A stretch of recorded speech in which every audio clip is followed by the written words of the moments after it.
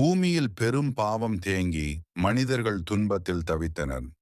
அதற்கான தீர்வாக பகீரத மகாராஜா கடுமையான தவம் செய்து கங்கை தேவி பூமிக்கு வர வேண்டும் என்று வேண்டினார். கங்கை தேவி சம்மதித்தாள்.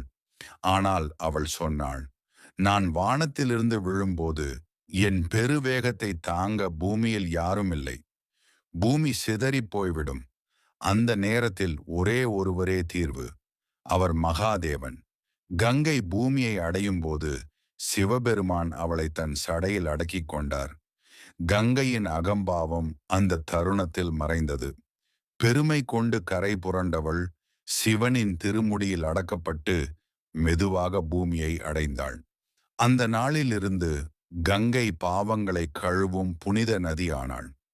மக்களின் வாழ்வை காப்பாற்றிய சடாதாரி சிவன் கங்காதரன் என்ற பெயரை பெற்றார். சிவபெருமானின் கருணை காரணமாக கங்கை பூமியில் பாய்ந்தாள். அதனால்தான் இன்று வரை கங்கையை ஒரு தெய்வீக தாயாக உலகம் வணங்குகிறது.